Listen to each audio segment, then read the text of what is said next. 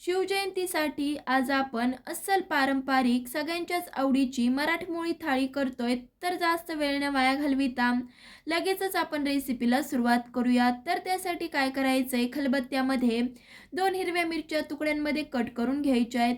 इथं तुम्हाला हिरवी मिरचीचं प्रमाण कमी जास्त करायचं असेल तर करू शकतात, पण मला थोडासा पदार्थ कमी तिखट हवा होता त्यामुळे 2च मिरच्या वापरल्या आहेत. सोबतच यामध्ये 7 ते 8 लसूण पाकळ्या घालायच्या आहेत आणि जाडसर असा ठेचा कुटून घ्यायचा आहे. ठेचा आपल्याला जास्तही बारीक कुटायचा नाहीये, थोडासा हलक्या हाताने जाडसर असा कुटून घ्यायचा आहे. चला तर 2 ते 3 मिनिटं इथे मी हा ठेचा कुटून घेतलेला आहे. बघू शकतायत, खूपही बारीक नाहीये, जाडसर असंच ठेवला आहे. लगेचच आपल्याला लागणार आहे अर्धा वाटी बेसन. इथे मी हे बेसन भाजून वगैरे घेतलं नाहीये, तसंच इथे वापरलंय. आता गॅसवरती कढई गरम करत ठेवली आहे. त्यामध्ये एक मोठी पळी तेल गरम करायचंय. तेल हलकंसं असं गरम झालं की लगेचच 1 चमचा मोहरी घालायची. मोहरी चांगली तडतडल्याशिवाय बाकीचं साहित्य घालायचं नाही. मोहरी जर नीट अशी तडतडली नाही ना, तर पदार्थ खाता वेळेस दाताखाली कचकच लागते. मोहरी चांगली तडतडली की लगेचच 1 चमचा जिरे घालायचे. सोबतच एक मोठ्या आकाराचा चिरलेला कांदा घालायचा आहे. कांदा आपल्याला जास्तही बारीक चिरलेला वापरायचा नाहीये, हलकासा मोठा मोठा चिरला तरी चालेल. लगेचच आता आपण कांदा घातल्यावरती 2 ते 3 मिनिटं परतवून घ्यायचंय. नंतर ह्यामध्ये आधी जो बनवून घेतलेला ठेचा आहे ना, तो घालायचा आहे कांद्यासोबत. तो देखील 2 ते 3 मिनिटं परतवून घ्यायचा आहे. ज्यावेळेस आपण पिठलं बनवतो ना, त्यावेळेस जो घातलेला ठेचा आणि कांदा असतो ना, तो जास्तही परतवून घ्यायचा नाहीये, कारण की त्याची टेस्ट थोडीशी वेगळी लागते. त्यामुळे थोडासाच ठेचा आणि कांदा परतवून घ्यायचा आहे. चला तर फक्त 2च मिनिटं कांदा आणि ठेचा परतवून घेतला आहे. लगेचच ह्यामध्ये 1 ग्लास पाणी घालू. आता तुम्हाला पिठलं कसं घट्ट किंवा पातळ बनवायचंय त्यानुसार तुम्ही पाण्याचा अंदाज कमी जास्त करू शकता. सोबतच यामध्ये पाव चमचा हळद, चिमूटभर हिंग घालायचा आहे आणि चवीपुरतं मीठ घालून पाण्याला खळखळून अशी उकळी आणायची आहे. पाण्याला चांगली खळखळून अशी उकळी आल्यावरती गॅसची आच मंद करून तळापासून एकदा हलवून घ्यायचंय. नंतर जो आपला पळी चमचा असतो ना, त्याच्या दांडीने एका हाताने हटत जायचंय. नंतर दुसऱ्या हाताने बेसन घालून पिठलं हटवून घ्यायचंय. आपण ज्यावेळेस पिठलं हटतो ना, त्यावेळेस गॅसची आच मंद असावी. नंतर थोडं थोडं असं बेसन घालूनच पिठलं हटायचंय. एकदम जर आपण बेसन घातलं ना, तर बेसनाच्या खूप अशा गाठी होतील. चला तर एका हाताने हलवत हलवत त्याचबरोबर दुसऱ्या हाताने थोडं थोडं बेसन टाकून इथे मी हे पिठलं हटून घेतलं आहे. थोड्याफार ज्या गाठी राहिल्या आहेत ना, त्यासुद्धा लगेचच फोडून घेऊ. आणि थोड्याफार जरी राहिल्या ना, तरीसुद्धा त्या पिठल्यामध्ये छान लागतात. त्यामुळे जास्तही गाठी फोडू नका. बघू शकतायत इथे मी जमेल तितक्या गाठी फोडून घेतल्या आहेत. 3 ते 4 मिनिटं मंद आचेवरती शिजवून घेऊ. पिठलं शिजवता वेळेस अजिबात झाकण वगैरे ठेवायचं नाहीये. असंच आपल्याला 3 ते 4 मिनिटं शिजवायचं आहे. चला तर 3 ते 4 मिनिटं पिठलं रटरट असं शिजलं की खूप सारी बारीक चिरलेली कोथिंबीर घालून अस्सल पारंपरिक असं पिठलं तयार झालंय.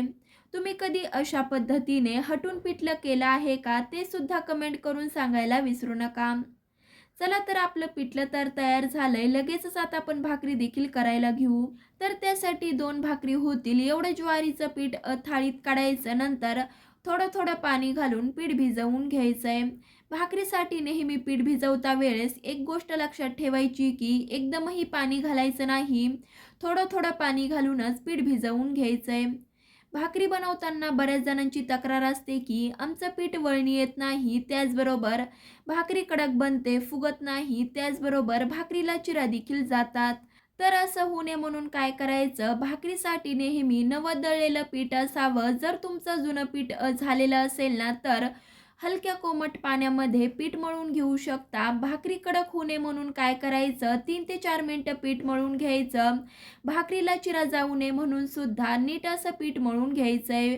बघू शकताय 3 ते 4 मिनिटं तळहाताच्या मदतीने पीठ मळून घेतलं आहे. लगेचच छोटासा गोळा काढायचा, हातावरती एकसारखा करायचा, जेणेकरून ज्यावेळेस आपण भाकरी थापू ना, त्यावेळेस ती एकसारखी अशी थापल्या जाईल. भाकरीचा उंडा तयार झाला की आपण इथे थाळीवर डायरेक्टच भाकरी थापतोय. तुम्हाला जर थाळीवरती भाकरी थापता येत नसेल ना, तर पोळपाटावरती अशाच पद्धतीने थापू शकता. आता इथे मी उंडा मध्यभागी ठेवून घेतला आहे. लगेचच तळहाताच्या मदतीने भाकरी थापून घ्यायची आहे.